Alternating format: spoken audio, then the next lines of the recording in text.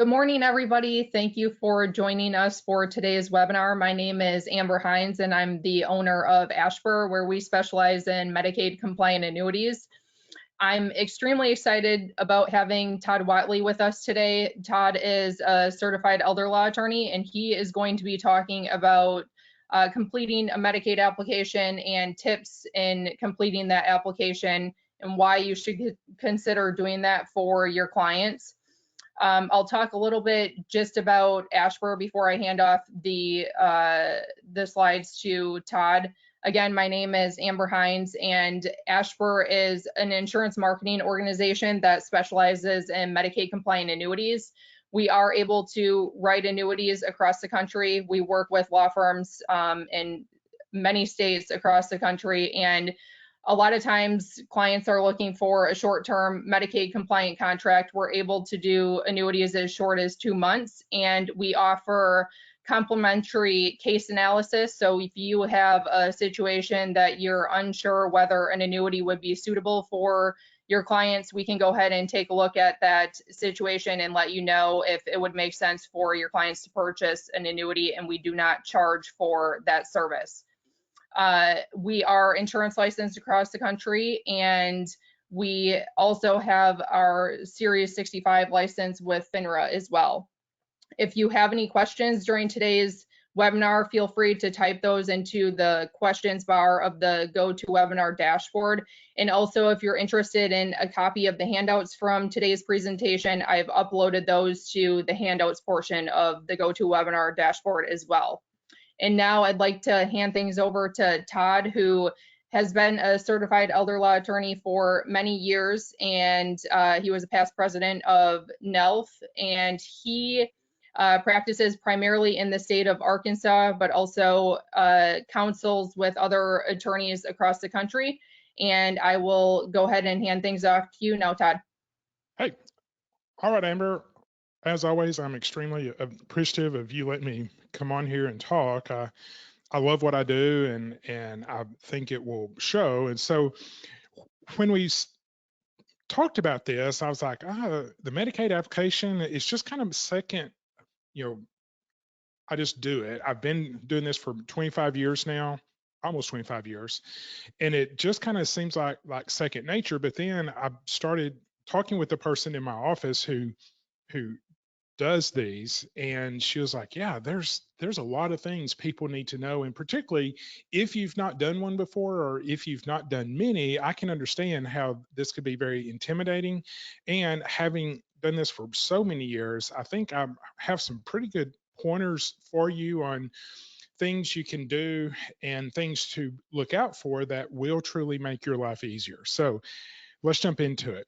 Now, why should you do the Medicaid application? I do know there are some attorneys out there who just do planning. They will do the plan and then say, okay, good luck with that. Go do the application yourself, or the nursing home will help you do the application. I am not a fan of that because a number of reasons. Number one, people are afraid of the government and they want someone on their side. The nursing home doing the application is not on their side. They are looking out for their best interest, and they are not looking out for the clients. And people, when you're dealing with the government, people get scared and they're just not sure what to do. And as we'll talk about later, sometimes the government's not right. Okay, believe it or not, the Medicaid caseworker may not know the rules, may not be correct, and so therefore people should have some fear that they will not get good advice, they will not let people or not do this correctly. And I always compare this, it's like, well, would you let the IRS do your taxes for you? Well, no, they're not looking out for you, they're looking out for them, and you just don't want the IRS figuring out how much in taxes that you owe. And so the same thing here, if people are afraid, and they should be, honestly. But the core thing here is, if you do the planning, and particularly if you do the Medicaid planning, and if you have questions on that, we can always answer that. But if you do the planning, then you should do the application, okay? Because the things you do may be kind of squirrely, and I always tell people, just because the rules say we can do this, say for example, we transfer a home to a disabled child. That is a completely penalty free, exempt transfer. The rules say we can do it, we do it. But when the nursing home sees that you've transferred a house to someone else, and then when DHS is like, wait a second, you gave this to the son, why do you think you can get by with this? Because they're disabled. That's one of the rules, is we can transfer to a disabled child. And so had your client done this by themselves and DHS or Medicaid comes back and says, wait, why did you transfer this to your child? It's like, well, I think, possibly disabled. How do and the caseworker's like, no, you can't do that. Well, suddenly they're like, well, they're the state. They ought to know what they're doing. And it's just a mess. And so, no, if you do the planning, you should do the application.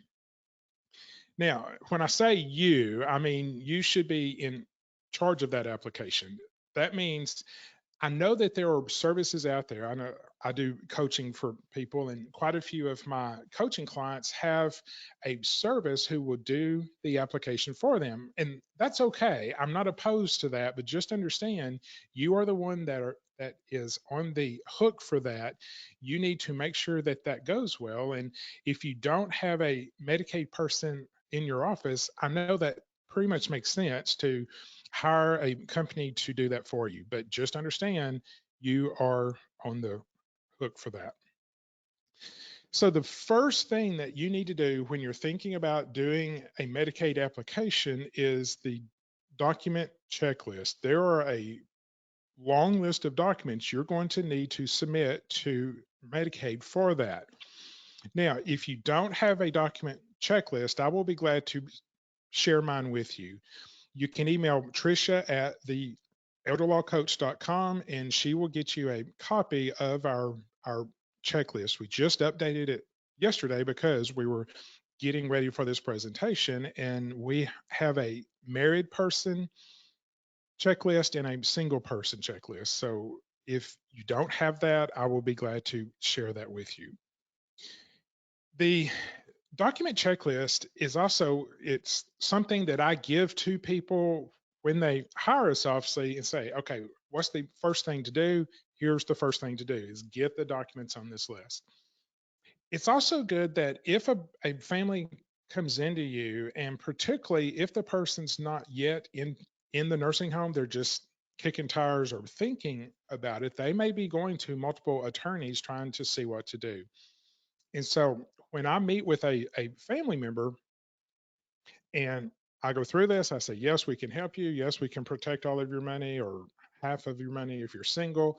Yes, I can do this for you. And they're like, yeah, I think I want to think about it. Okay, well, that's fine. This is a big decision, but here you're going to need this. And I give them that document checklist with my name and address and phone number and everything on it. Say, well, whenever you do this and whoever you do it with, you're going to need this document checklist. So take this with you, get to working on it now, particularly since you're not in a crisis, work on it now and get these documents together. And then wherever that you do it, hopefully it's us, bring these back to us and this will get you started. Okay. So it's a great way to get your name, phone number in front of people. And it's a great service to help them get started quicker. And I've even had these at public speaking events where I know that I'm going to be talking with people who are interested in the Medicaid process, getting their loved one on Medicaid. I give it to them as a free bonus. Here, take this. This is going to make your life easier because you're going to need these documents. So I use it as a marketing tool to the undecided clients and just in public. Hey, take this. You're going to need it. Now, I want to talk about some difficult documents. So we've given them this sheet, and there's going to be some documents on there that are going to give you some problems, okay, or give the family problems, which therefore gives you problems. So, number one is the birth certificate. Almost always, you have to have the birth certificate, and most people don't know where theirs are, and particularly if it's a single parent and the kids are doing it, they're like, I don't know where that is. Okay, well, if you can find it, great. But if not, each state has a birth certificate website. It's typically the Office of Health or something, but you can Google in your state or in the state where this person was born, get their website, go online and order a birth certificate. Do that quickly, particularly if this is a quick case, something needs to be done quickly. We need to apply quickly. Then start working on this very early because it is going to take some time. But the, the best way to get that is in that state's um, website for birth certificates or vital records. The other thing that's going to take some time is a letter from the supplemental health insurance company stating how much they are paying for their supplemental insurance. You would think showing a bank statement, it's like, oh, this is going to Blue Cross and Blue Shield, or this is going to Humana. You would think it's like it's coming straight out of the bank account. This makes sense. This is the proof that I need. But typically they want something from the insurance company themselves saying this is how much money this person is paying for this insurance. And that will sometimes take some time also. So jump on that pretty quick. Have them just call the insurance company and tell them what you want. They are used to this request and so they can get it. IRAs, okay? And if I'm assuming you know about planning for Medicaid and how we can get people qualified. And so in some states, IRAs need to be cashed out, and in some states, they don't. If it needs to be cashed out, you need to start working on this quickly because the company itself doesn't want to let this money go.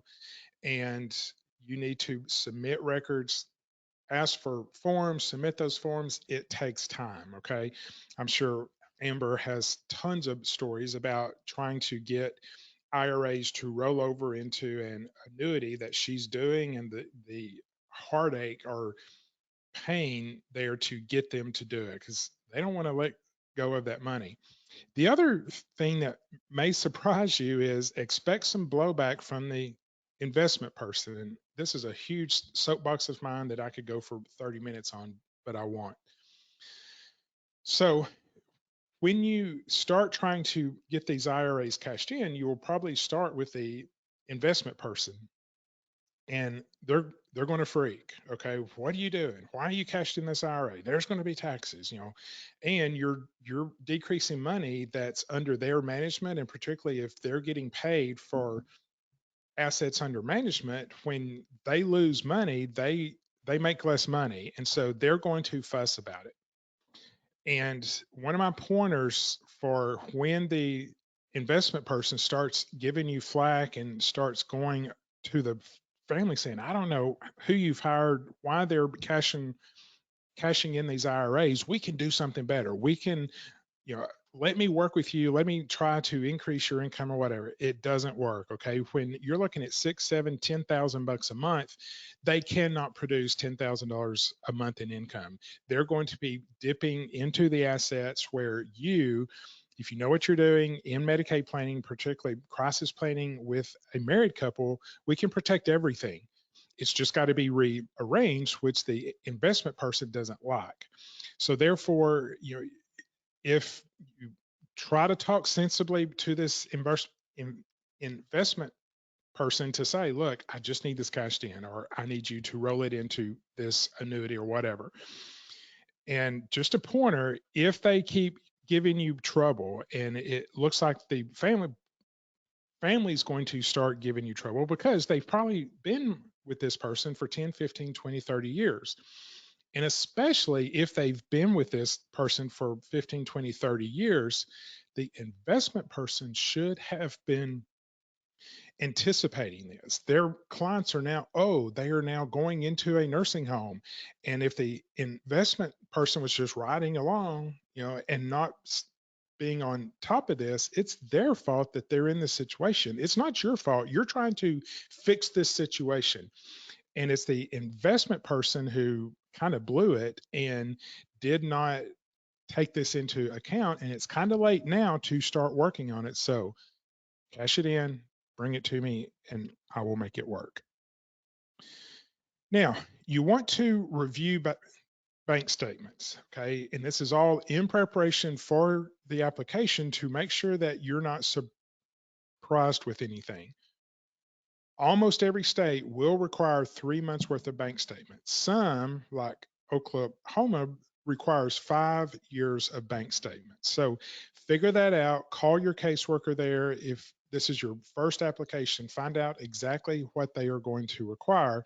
In Arkansas, they just require 3 months. And so we get 3 months worth of bank statements, but then we start going through those bank statements and look at every single transaction and be able to explain every single transaction, because what you're looking for is um, unknown assets. And one of those things that will surprise you so many times is an insurance policy out there that no one knows about. And sometimes the client themselves have forgotten about it. But when you go through the bank statements, you will need 12 months to know absolutely for sure, go through every single transaction. But there were some insurance policies out there that these people bought back in the 60s and 70s, and they may only be paying a annual premium of $10 or $15, and it's for $1,000 death benefit. But if there is a if there is a cash value on that policy, you have to account for it, and it will surprise you, and it could cause you to be disqualified if you don't find it, and the cash value throws them over the asset limit, and it's ugly. It's like we're being disqualified over this little bitty insurance policy that everyone missed.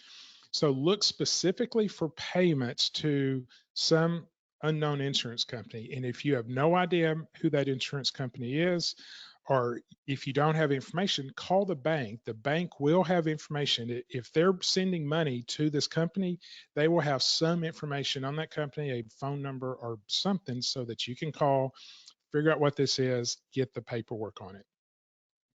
Also look for unknown income sources. And again, most income sources come at least annually, and particularly like oil and gas and like a annual annuity payment or something. So 3 months will give you a good idea, but to be absolutely sure, you should go through 12 months if there's any questions or concerns.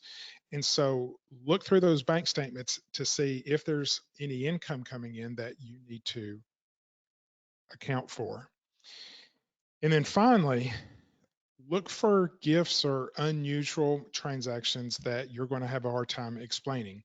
The state will look at this. The state has software programs, search programs out there that they can find stuff, and you need to be aware, or at least make the family aware that, hey, we need to be able to answer every one of these transactions. We need to be able to explain to them what this is, and particularly gifts. Okay.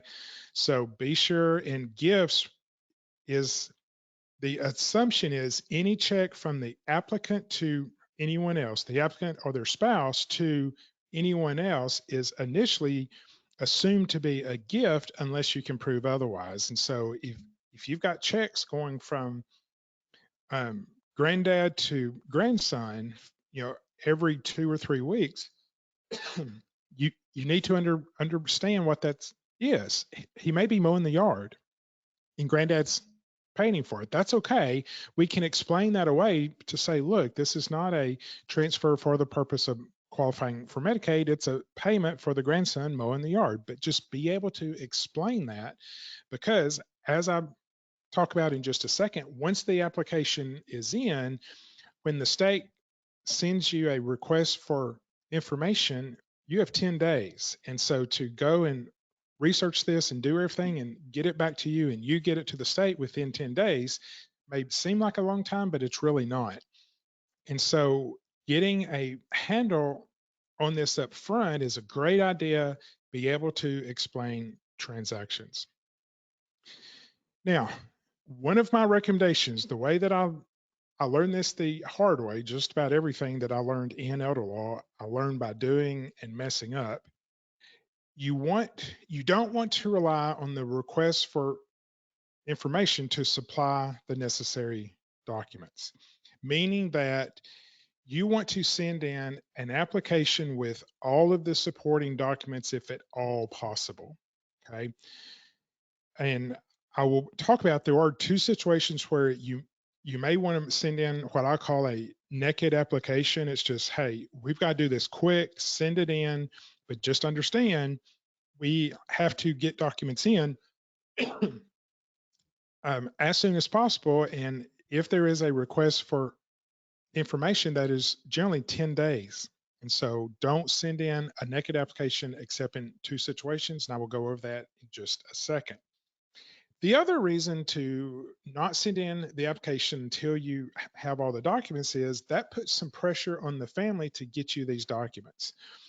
You have to understand the family's mindset. By the time they come to see you, they've been through a probably a very long process of declining health of their loved one, of working with their loved one, staying up hours and days and going to the hospital and the doctor, and they are worn out just from caring for this person. And now they've decided, okay, I can't do it anymore. They've got to go into the nursing home. And so now they're like, okay, good, it's over. No, it's not over. I need documents. I need you to go get everything off this document checklist. And they're like, oh my God, I'm tired. I don't want to do this. And they will put you off as much as possible. But by holding off the application, it's like, look, we're not going to get them qualified until we submit this application. And I'm not submitting the application until I have all of these supporting documents. Okay. And it's like, look, just work a few more days, stay up a few more late nights getting these documents. Once we get this in, if we can send in a fully supported application, then your work is mostly over. There will be a few more things come in that you'll need to get, but the vast majority of your work is over. And I just promise you, sending in the application saying, yeah, we'll get the paperwork later, just doesn't work. Okay. Just take it from someone who's done probably 7,500 Medicaid applications. And I will tell you, it will make your life easier and everybody will appreciate it if you send in a fully supported claim.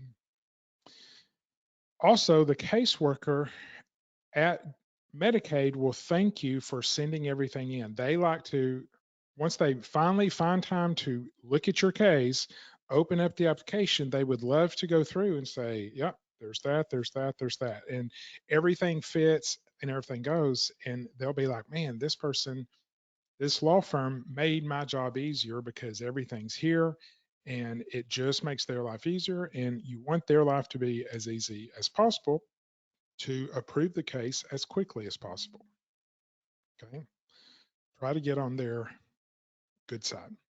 Now, when not to send a fully supported claim, number one, if there's been some gifting in the past and they are now qualified, they're under $2,000, but there's been some gifting and you want to get this penalty started immediately. Okay. You want to do it ASAP. Now, you need to understand, when can a person qualify for Medicaid in your state? It's one of two ways. Like, and I work in two states, Oklahoma and Arkansas, and they're very similar in a lot of ways, but one of the ways they are very different is in Oklahoma, you qualify the day that you're under the asset limit. Okay. You can start a Medicaid qualification any day of the month. In Arkansas, you only qualify on the first day of the month. If you were disqualified on the first day of the month, you were disqualified the entire month. So therefore, here, starting a penalty, we can't start the penalty on the 15th. Okay. We can only start it on the 1st. So with us, we still try to submit a fully supported claim, even in a gifting penalty situation, because I know that we can't start this until the 1st of the month. But if you're in a state that will let you qualify every single day, well, every day that you delay is $200, $300, $400 per month that, or per day, that they are paying for the nursing home.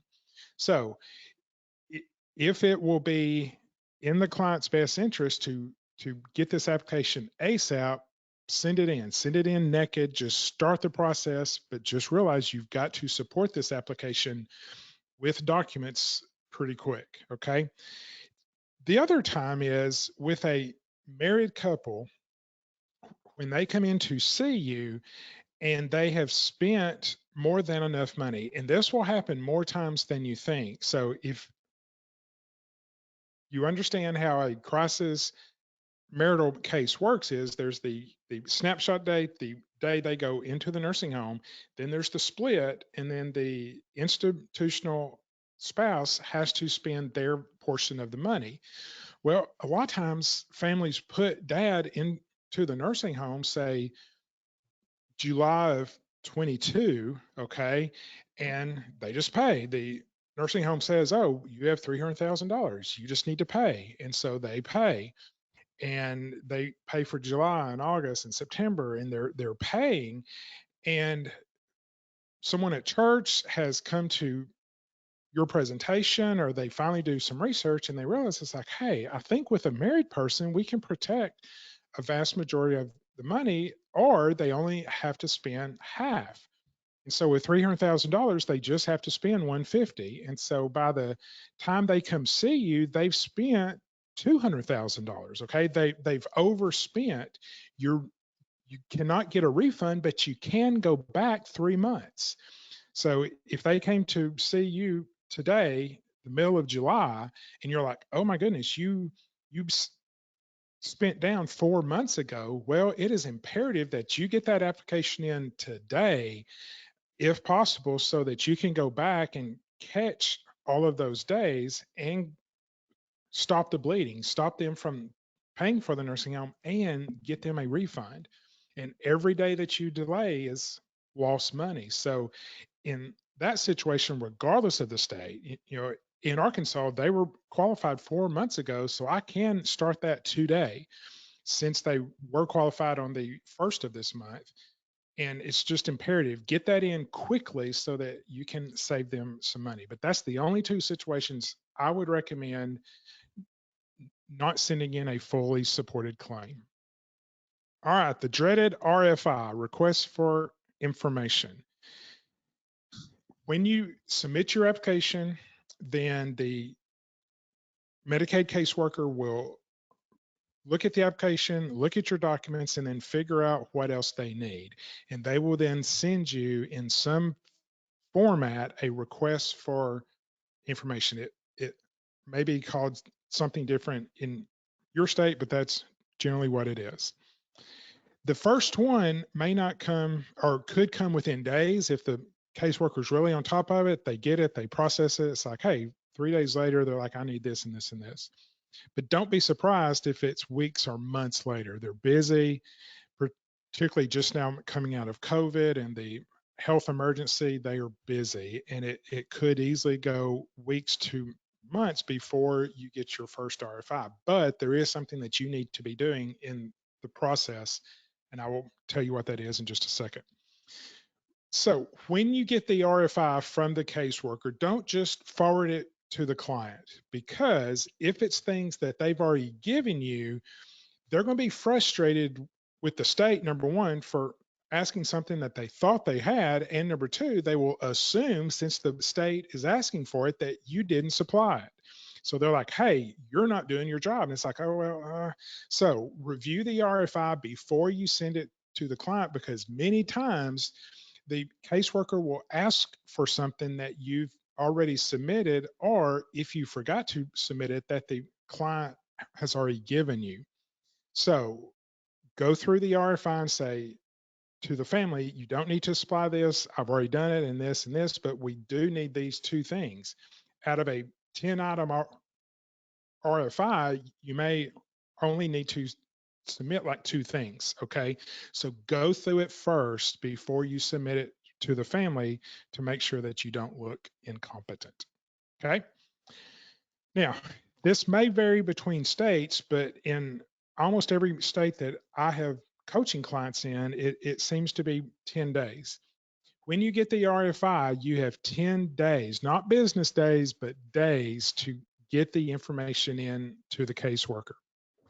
So warn the client in your contract with the client when they sign up for the service, warn them that, hey, when the RFI comes in and I get it to you, we could be a day or two into this, and we have to get this stuff back to the caseworker within 10 days. Okay. So don't drag your feet. This is important. If we don't meet this demand, the application can be denied, and we have to start all over again, and we lose those days, particularly if the first RFI came months later and you do not respond to that RFI appropriately. You have a failure to supply documents and they deny it, you've just lost months, and someone's got to pay for that. Okay. But I'll teach you at that point in just a second. So warn your client when we do the application and I ask you for documents, it's important that you do this quickly. Now, you can ask for an extension. Okay. Generally, if you're having trouble getting it, you can call the caseworker, email the caseworker, and say, hey, having some trouble with this. Here's what I have. We're trying, but we're having difficulty with this. Can we please get an extension on this RFI? And they will generally, I think it's almost required. I would go to a fair hearing and fight it if they don't give you at least one extension. We tell clients we pretty much will get one. Anything after that is purely based on the grace of the caseworker. So don't rely on extensions, but know that if you are having trouble, you should get one and possibly get some more, but don't count on it. So just ask them, just say, hey, I can't meet this 10-day deadline. Can you please give me an extension? And they generally will. My caseworker says to expect 3 RFIs in your average application. I will tell you that caseworkers sometimes use the RFI to get the case off their desk for a few days. They'll just ask for something stupid. Okay.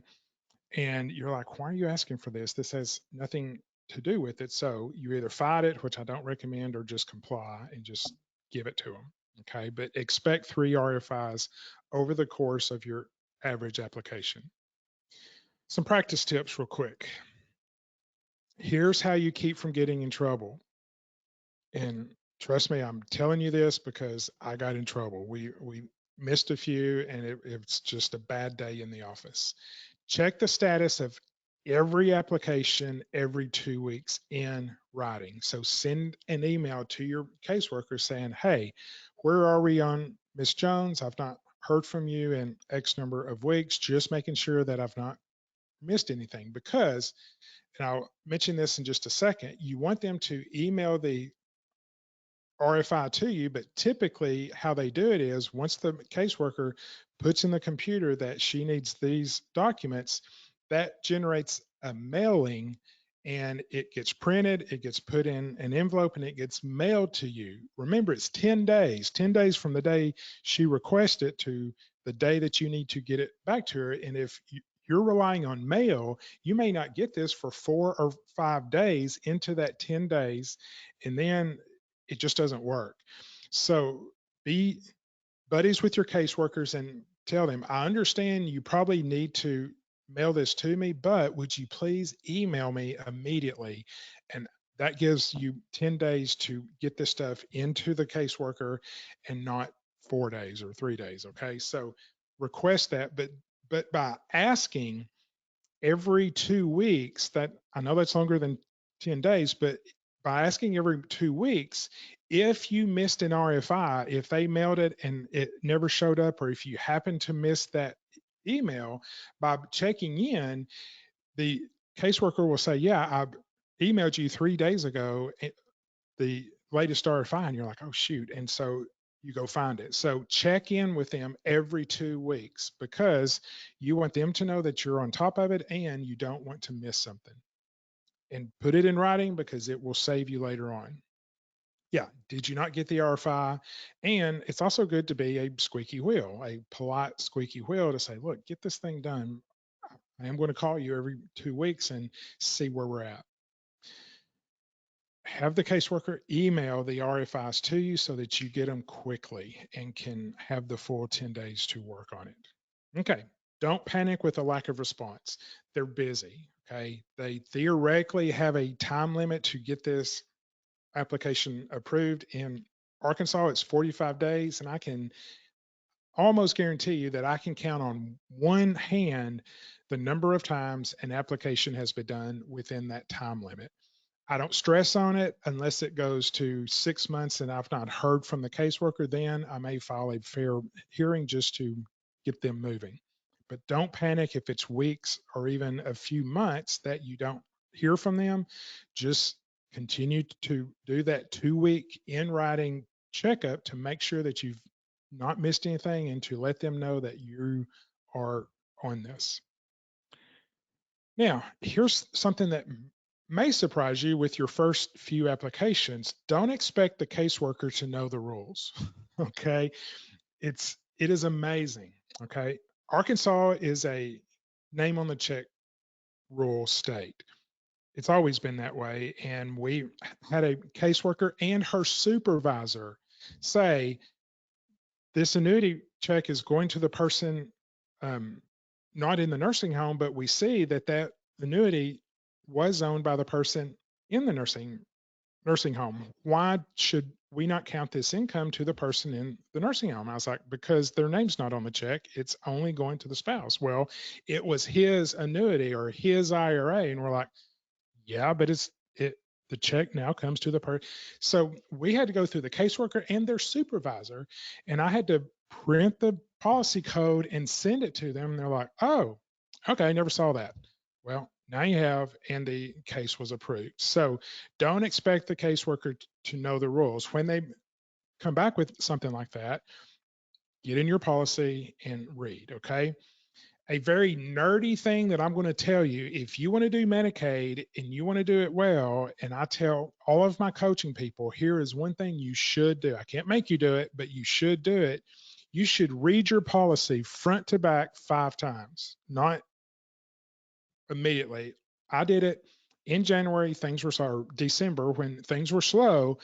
Yes, I'm a nerd, but I know my Medicaid policy. I read the policy from the front to the back every year for 5 years. I knew my stuff.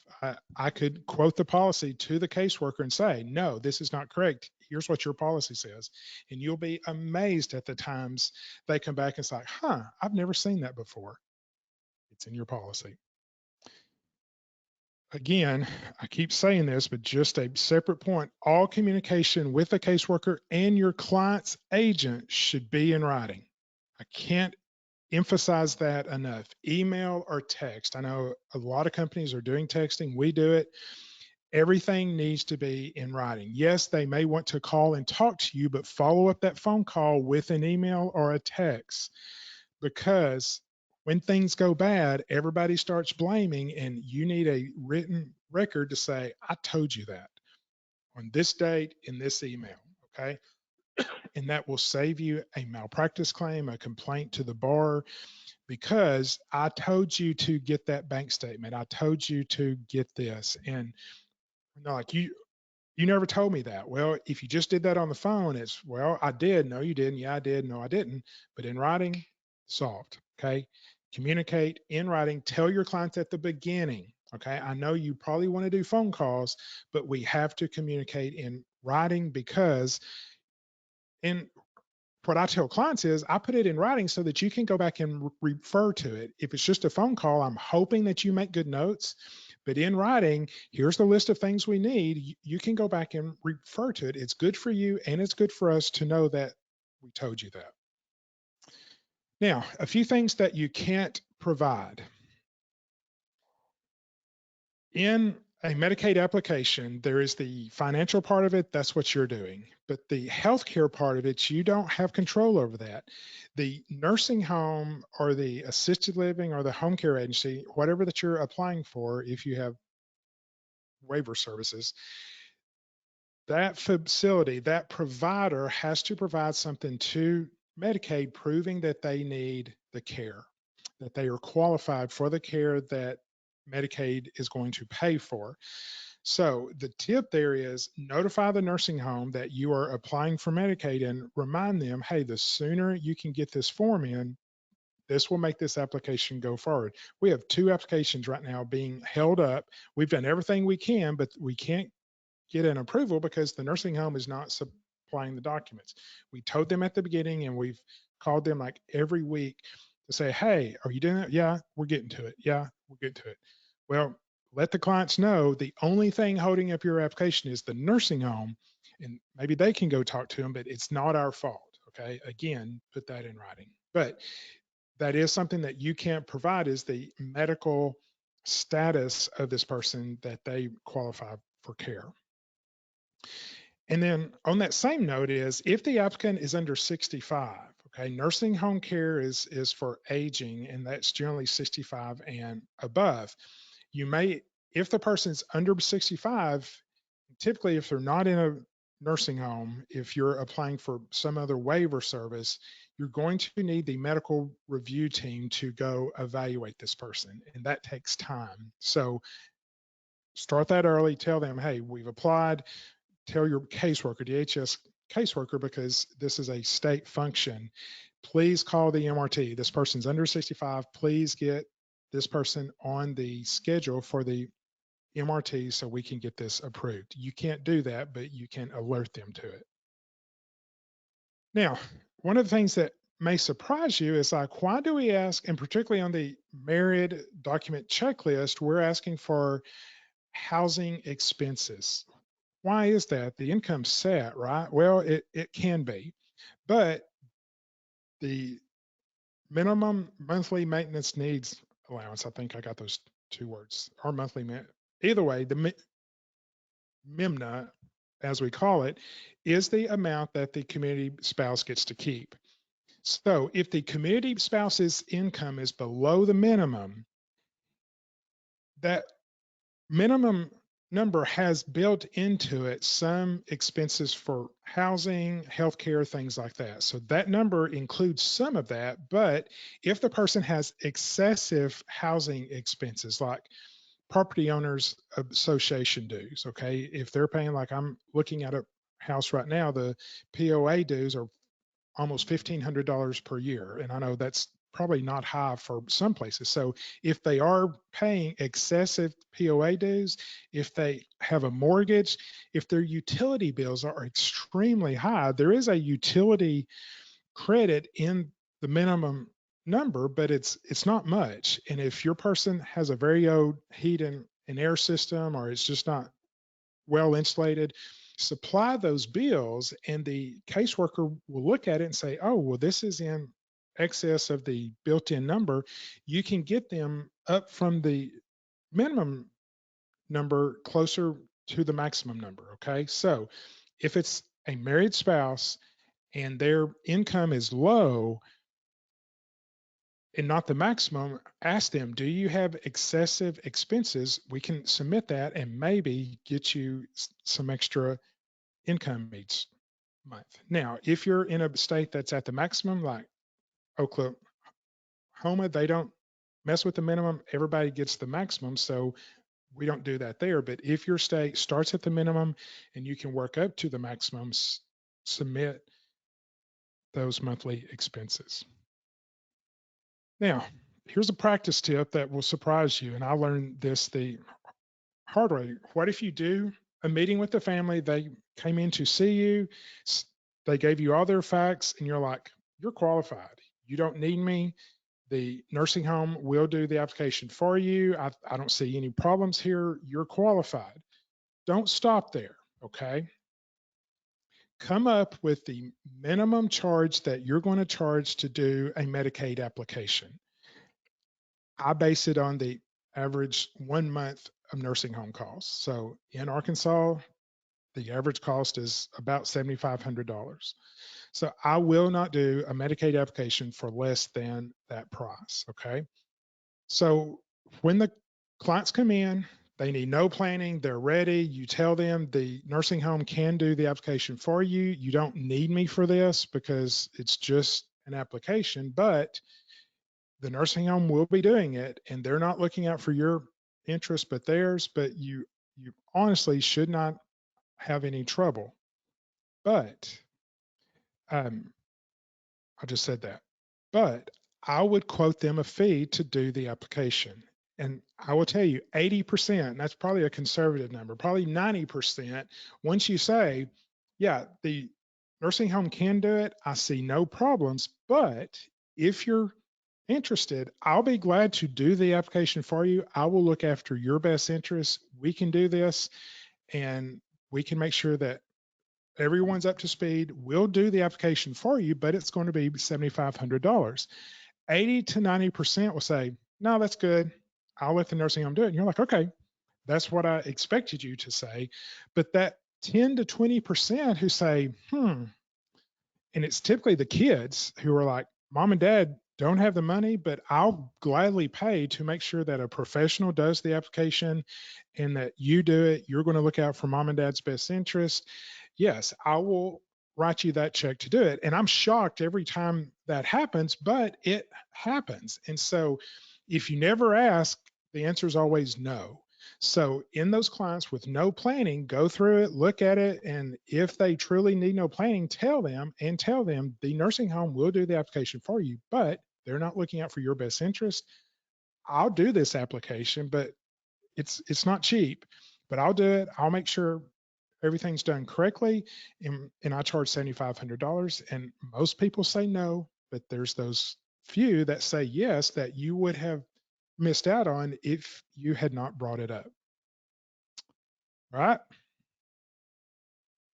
11:46. That actually went longer than I thought, Amber. So, questions.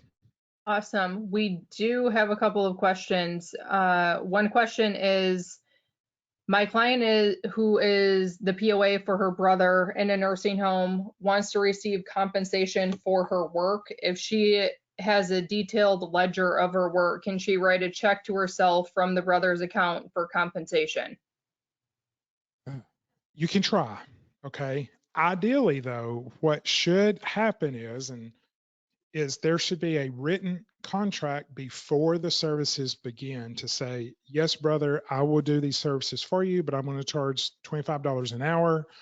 And you then document the number of hours that you've done, and Medicaid will not complain about the check going from the brother to the sister.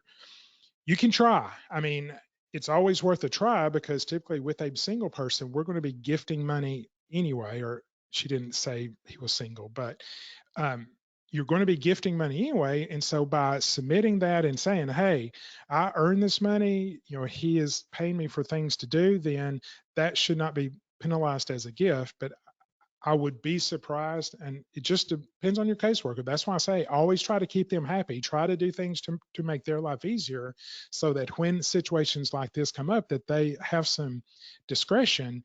They'll say, yeah, I can see that. Sure. We will let you do that, or we won't penalize that transfer. But I always expect if there's not a contract up front, then they can say no because there was no contract. Okay, there's another question here about should a POA pay off the nursing home residents' past due credit card statements? Should they? Sure. But is it in the best interest of the client? Probably not. Okay. I mean, if there's now you can't do gifting if you're doing a single person and the plan for a single person is to gift basically half and use the other half to pay. You have to be very careful if you start gifting and there are known debts out there, those debt people, the credit cards can come after you. So, I mean, if yeah, they should be paid, but if we're not doing gifting, I will send money to anyone else other than credit card companies. I don't like them. I think they do unethical things and they harass people and they give credit to people who honestly don't need it. And so I will pay off everybody else beside the credit card and say, hey, sorry, they're broke. They're in a nursing home. They're on Medicaid. You're not going to get your money. But be careful about gifting if there are known debts out there. Okay, here's a question about what would you recommend for a fee as far as application renewals? Ah, I mean, pick something you probably want to process so that, I mean, that is something that they can do on their own, and it's really not that difficult. It's like 3 months worth of bank statements and checking some boxes. I'll tell you what I charge. I charge 750. Okay. And that is coming from the family. And again, they are afraid of the state. They don't want to deal with the state. They want to make sure that it's done correctly, and they will pay. And I just upped that from like 500. I probably started out at 250 because I thought, this is no big deal. And then I did 500, and then I probably bumped it to 750 because I really don't want to do it. It's not in our flow of things that we do, but we will do it for that price. So I would charge enough to compensate you and your staff people, and charge enough that some people say no. Okay. And are you the person that in your office that is having the direct contact with the caseworker, or do you have someone in your office that does that? Okay, that's a great question. Once you can afford it, okay, I really do recommend you get a person in your office that's not you to work with the caseworkers. The reason being is I have set this up so that my caseworker, the person in my office is the DHS caseworker's best friend. Okay. They're buddies. They talk all the time. They're friends. How are your kids? My kids are great. They have this very good relationship for the purpose of indiscretion. Like sometimes we may not get a bank statement to them before the 10 days are up, and we forgot to ask for an extension, or it just got missed. If there's a good relationship there, they're like, oh shoot, I should have got that to you yesterday. It got hung up in the scanner or something. In that case, oh, it's okay. Get it to me today and we're fine. Where they could have said, nope, you missed the deadline, it's denied, start over. Okay. So there is some discretion there. And if they're friends and fellows, then that works. And I am the bad guy. Okay. So when the caseworker says, man, I think I'm going to have to deny this because of the name on the check rule or whatever, it's like you're saying their names on it. And so if it's going to be a denial over something that's stupid, then I get involved and I'm tough on those people. Okay. I'm the attorney. I'm looking out for my client, and I'm the person they don't want to deal with. And so when you do that, it keeps you back as the mean, heavy person to, you don't want to get Todd involved. And so after we do a few hearings with these caseworkers, and I am not nice to them, I am on their case and I hammer them. Then Sarah is their friend and can say, do you really want to get Todd involved in this? Because if you don't approve this, I'm going to go talk to Todd and he'll call you. No, no, no, no, no, no. I don't want to talk to Todd. So we set it up as a good cop, bad cops situation on purpose, and it works. And so if you're doing both of those, it just doesn't carry the impact of like, don't make me go get Todd. And it does work. She laughed. She said, I used the phrase today, and they backed down, or they called their supervisor, they approved it, or they did not have this issue anymore because they didn't want to talk to you. So that's my recommendation. That's how I do it. Okay, and then we have one final question about, oh, we just got another one, but do Okay. you use Access Arkansas to file application, or do you upload documentation? We do use, okay, that's a good question. We do the application online, but we fax in our documents, which is, yeah, it's 1990 in Arkansas. Sometimes, and we got a notice just recently saying, stop faxing us documents because our one fax machine's overwhelmed. I'm like, good Lord. So we try to fax it in. And if not, I know they say don't email it, but we just email it to somebody there and say, hey, sorry that you're getting this, but we've got to get it in somehow. So typically the online uploading function is very tedious and very slow. So we don't use that. We either fax it or email it in. Okay, and then the final question that we have is, how do you recommend getting more Medicaid application clients? Okay. let me just say one thing on the other one. If you're in Arkansas, feel free to call us. Okay. Call the office, ask for Sarah. She is my Medicaid person, and she can give you the more specific details on that. I just told you what I know. I don't do it, but if you're in Arkansas, please call us. Getting more clients. You know, you should do estate planning, okay? Because I think estate planning is pre-planning for Medicaid. You get these people in, they're healthy or fine or not healthy, but they're up and going. They're not going into the nursing home. Do their POAs, get their things in place.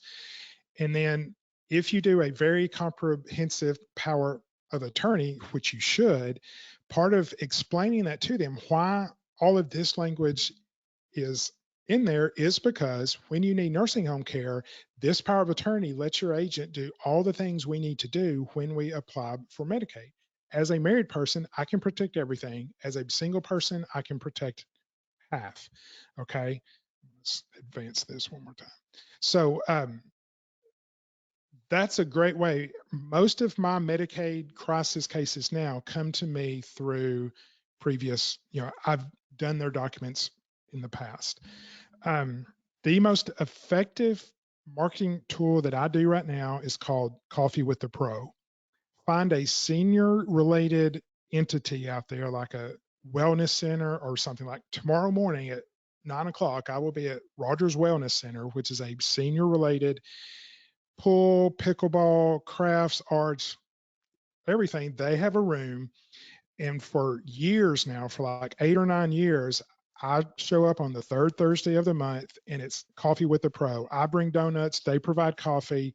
We sit around a table. I don't have slides, I don't have handouts, I don't have any agenda other than what's your question? Please let me answer it. And we just go through and I spend an hour and a half there and try to make sure that I talk about Medicaid and I say, if you're married, I can protect all of it. If you're single, I can protect half. And that gets that out there and it sparks interest. And those people, if they're not ready, they go home and they tell someone who is ready to say, hey, you need to call Todd. And just be present, okay? Be out there. But the best client is a previous estate planning client that you've done powers of attorney for, and you explain why those powers are there. They seem very ominous. Gifting, my agent can give away all of my money. Yes, they can, and here's why. Or you can change beneficiaries. You can close bank accounts. Yes, here's why. Because when you're applying for Medicaid, for me to protect everything, we need these powers in there. And those people just automatically come back and see you. Okay, awesome. And I see that your or Trisha's contact information at least is on the screen. So if anybody has questions after the webinar, feel free to reach out to Todd or Trisha. I want to thank everybody and thank you, Todd, for your time today for the presentation. It was great. And feel free to look for information on our August webinar. And thank you everybody for attending. Thanks again, Todd. You're welcome.